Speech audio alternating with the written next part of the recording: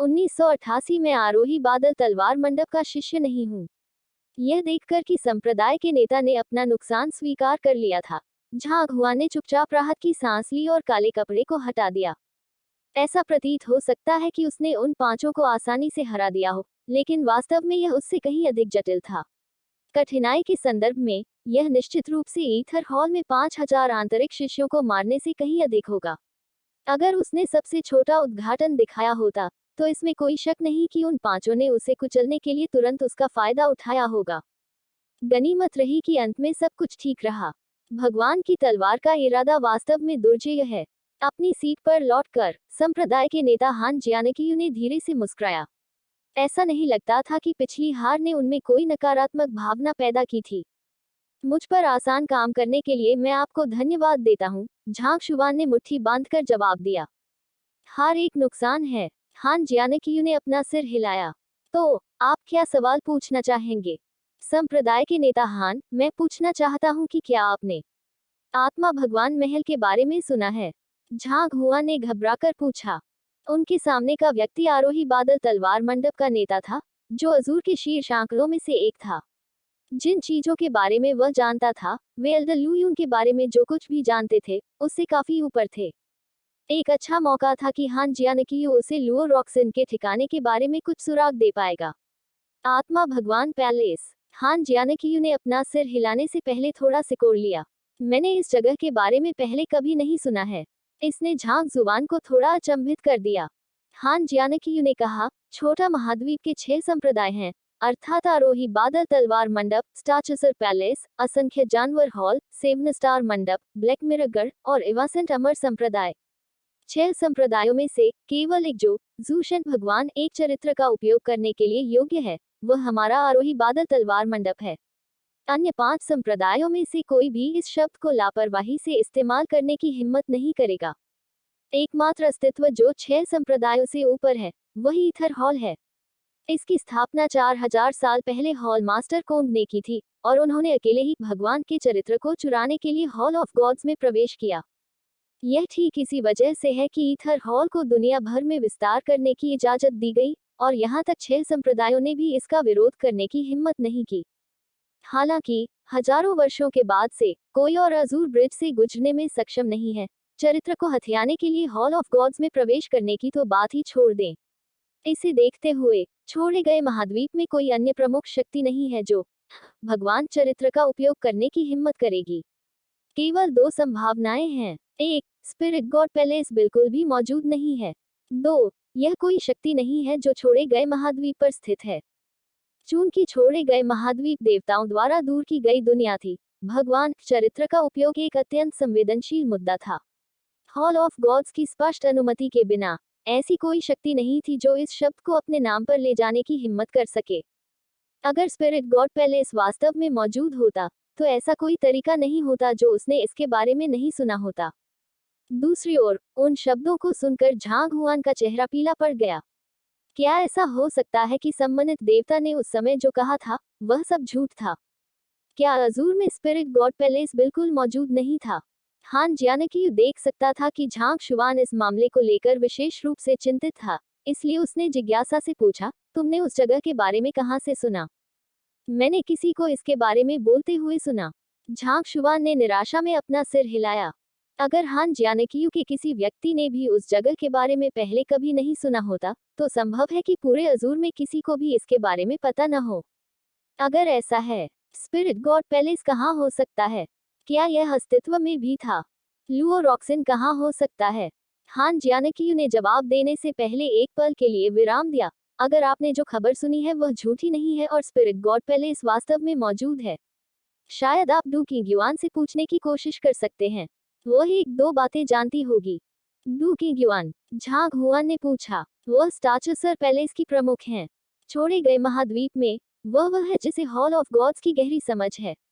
यह अफवाह है कि उसने पहले भी वास्तविक देवताओं के साथ संवाद किया है और उनके द्वारा पुरस्कृत किया गया था, हान जियानकियू ने उत्तर दिया। उसने वास्तविक देवताओं के साथ संवाद किया है। झांग हुआन के दिमाग में एक विचार आते ही वह जम गया। यदि लुओ रॉक्सिन अजूर में नहीं होती, क्या वह संभवतः एक वास्तविक देवता हो सकती थी? उनकी यह रहस्यमय प्रेमिका स्वर्ग के पथ के पुस्तकालय के अस्तित्व के बारे में जानती थी और इसके साथ कोंगशी के great codex of spring and autumn को एक साथ मिलाने में सक्षम थी। अगर उसकी क्षमताओं को देखा जाए तो वह संप्रदाय के नेता हान से भी आगे निकल गई। यदि ऐसा है तो यह कहना सही प्रतीत होता है कि वह एक वास्तविक ईश्वर थी। हालांकि डू की युआन एक अच्छे स्वभाव वाली व्यक्ति नहीं है, और जब वह देवताओं के बारे में भी बात करती है तो वह बहुत सावधानी से चलती है। हो सकता है कि वो आपके प्रश्न का उत्तर देने के लिए तैयार न हो, हान जियानकियू ने चेतावनी दी। यह देखते हुए कि छोड़े गए महाद्वीप देवताओं द्वारा फेंकी गई भूमि है, जिस चीज से वे सबसे ज्यादा घृणा करते हैं वह यह है कि हम उनके मामलों की जांच कर रहे हैं। अगर हॉल ऑफ गॉड्स ऐसी किसी चीज को नोटिस करता है तो एक अच्छा मौका है कि वे हमारे पीछे आ सकते हैं। झांग हुआ ने सहमति में गंभीर रूप से सिर हिलाया। उन्होंने जो किताबें पढ़ी थी उन्होंने उन्हें छोड़े गए महाद्वीप की कुछ समझ दी। ऐसा कहा जाता था कि इस महाद्वीप पर रहने वालों ने देवताओं के नियमों की अवहेलना की थी, जिसके परिणामस्वरूप भूमि का यह पूरा टुकड़ा नष्ट हो गया था। यह कहना गलत नहीं होगा कि इस भूमि के टुकड़े पर रहने वाले सभी जीव निर्वासित थे। बंधुओं के वंशजों ने अपने पूर्वजों के नाम को शुद्ध करने और एम्पायर में लौटने की उम्मीद में दिन रात कड़ी मेहनत की, जिस दुनिया में देवता रहते थे। उनकी आशा अजूर ब्रिज के नाम से जानी जाने वाली जगह में थी। यह एम्पायर की ओर जाने वाला एकमात्र मार्ग था, लेकिन यह हर 100 साल में केवल एक बार जुड़ता था। इसके अलावा पुल के दूसरे छोर पर हॉल ऑफ गॉड्स उनके रास्ते में खड़ा था।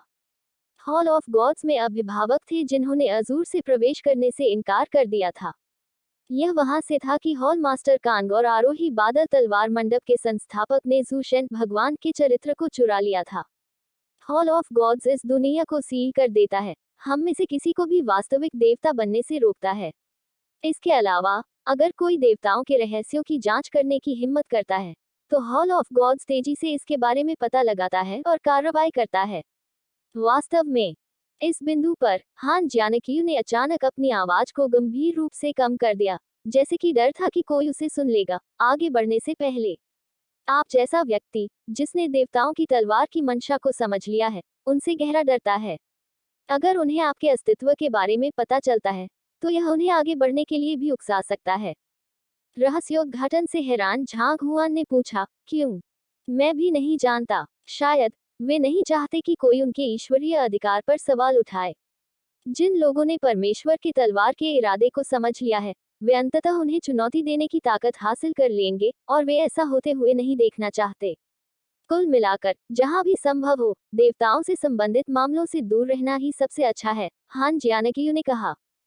तो मुझे आशा है कि आप हॉल ऑफ गॉड्स से उन लोगों का ध्यान आकर्षित करने से बचेंगे।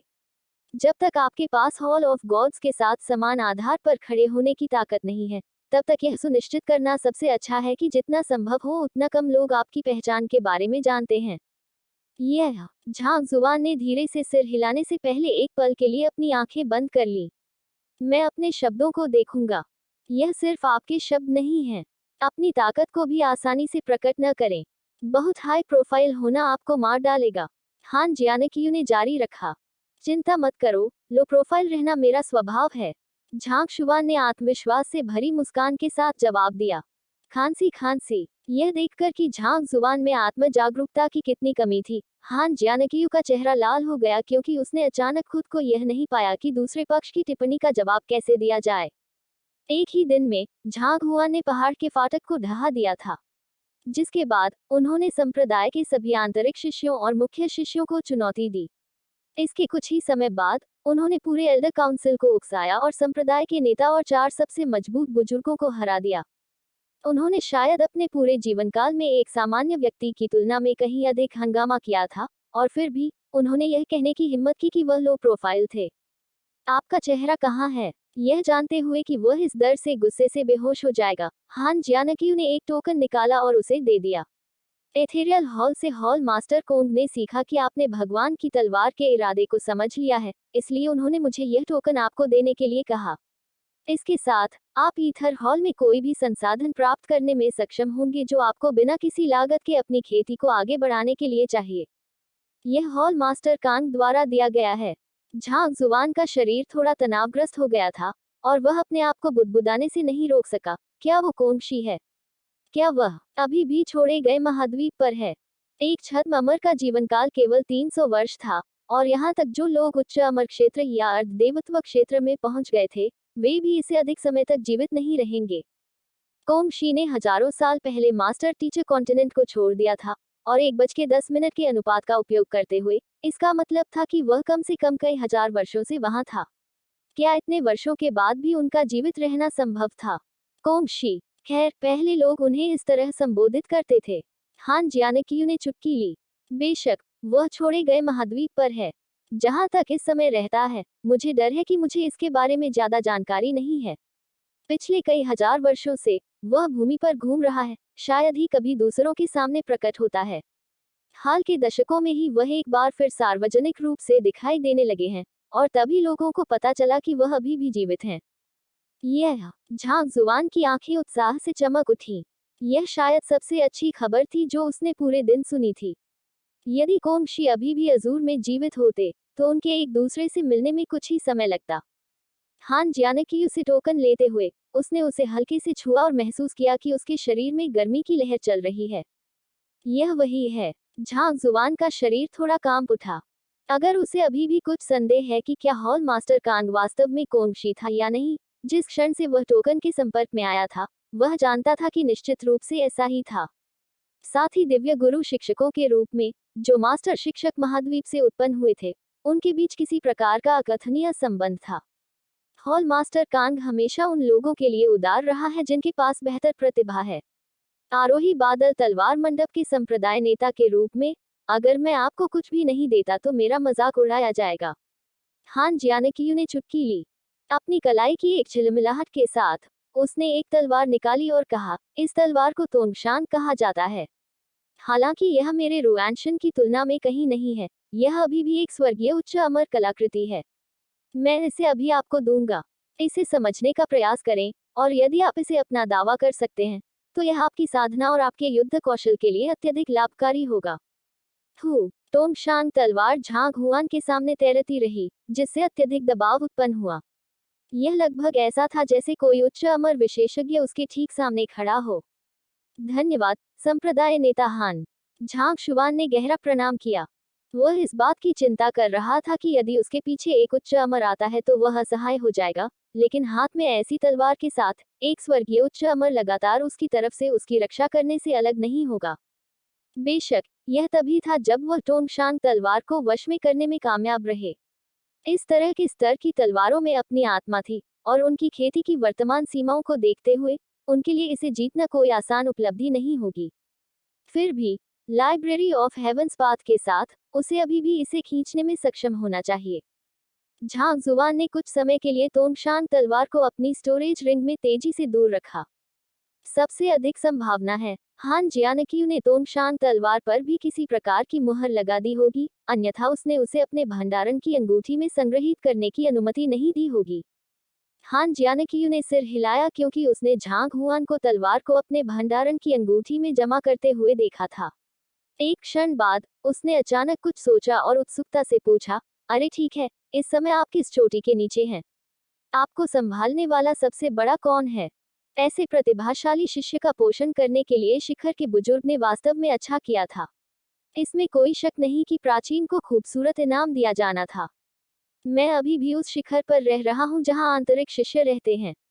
जहां तक बड़े का सवाल है, मेरा मानना कि यह एल्डर लू यून है, झांग जुआन ने उत्तर दिया। लू यून। हान जियानकियू ने मुंह फेर लिया, यह देखते हुए कि संप्रदाय के नेता ने एल्डर लू यून के बारे में पहले कभी नहीं सुना था। एल्डर ने जल्दी से उसे विवरण में भर दिया।